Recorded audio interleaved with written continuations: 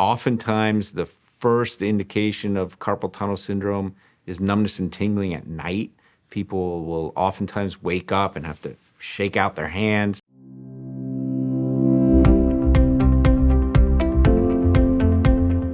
So one of the most common conditions I treat is carpal tunnel syndrome. I'm sure you've all heard about it. And basically what carpal tunnel syndrome is compression of the median nerve as it travels through the carpal tunnel. The carpal tunnel is a true tunnel. It goes right through the wrist, and as the nerve travels through the tunnel, then it exits the tunnel, it goes out to all the fingers of the hand. The median nerve gives sensation to the thumb, the index, the middle, and half of the ring finger. And so the most common complaints within carpal tunnel syndrome are numbness and tingling on the thumb side of the hand and on the palm side of the hand. Oftentimes, the first indication of carpal tunnel syndrome is numbness and tingling at night. People will oftentimes wake up and have to shake out their hands and just can't get a good night of sleep because their hands are bothering them. Oftentimes as well, they'll wake up in the morning and their hands will feel stiff and achy. And again, that can be a sign of carpal tunnel syndrome. Really common in people who do repetitive type work, such as typing on a computer or repetitive type manual labor. That all causes a swelling within the carpal tunnel and can cause compression of the median nerve, which can cause these symptoms. Other conditions that can also be associated with carpal tunnel syndrome are diabetes, rheumatoid arthritis, and other systemic inflammatory conditions. And finally, traumatic events such as a broken wrist can also cause more pressure on the median nerve in the carpal tunnel, and that can be a cause of an acute carpal tunnel syndrome due to trauma. If you're developing not only numbness and tingling, but you're feeling weakness in your hands, or sometimes in really advanced cases of carpal tunnel syndrome, you can get atrophy, where if you look at your hands, you'll start noticing that this part of the hand, called the thenar aspect of the hand, will be flattened. And that's really when we, unfortunately, don't want to see people, because that's really advanced stage carpal tunnel syndrome. We want to see you way before that so we can prevent advanced carpal tunnel syndrome with muscle atrophy, because unfortunately, once you have atrophy, that muscle doesn't really recover.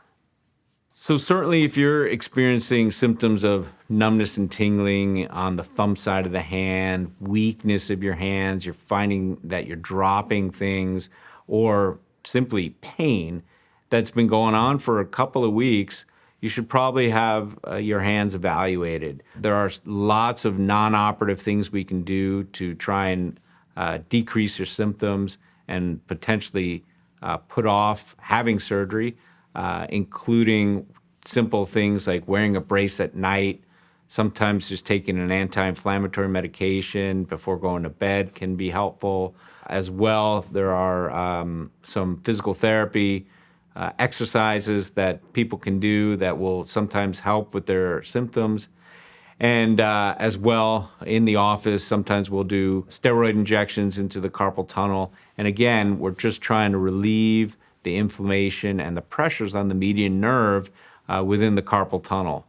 Ultimately, if non-surgical treatment fails to provide relief of your symptoms, then we have a discussion about surgical options. And my preferred treatment for carpal tunnel syndrome is an endoscopic carpal tunnel release. Studies have demonstrated that doing an endoscopic release, which is a minimally invasive technique where we use a camera to find the nerve and move it out of the way while inside your carpal tunnel, where we can release it through a really small incision. Those studies demonstrate that you can get back to work quicker, you have less pain and better grip strength in the recovery process.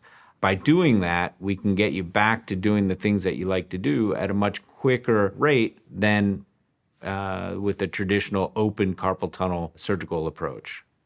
My initial training during residency for carpal tunnel syndrome was to do a formal open approach. Many physicians back then were still doing an extended carpal tunnel approach, where the incision not only was in the palm of the hand, came back proximally across the wrist crease. And then over time, the incisions got smaller, so they just stayed in the palm of the hand.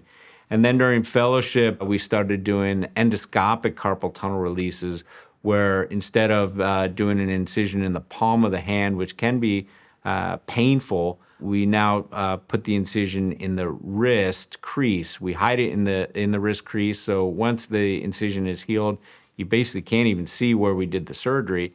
And then instead of cutting from the outside in, we do all our work from the inside with the endoscope. That has progressed now where not only we can treat carpal tunnel syndrome that way, but there's a similar condition called cubital tunnel syndrome. And I also do an endoscopic cubital tunnel decompression as well.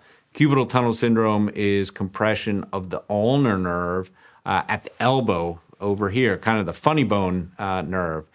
And cubital tunnel syndrome can cause numbness and tingling and pain on the pinky side of the hand. So similar to carpal tunnel syndrome,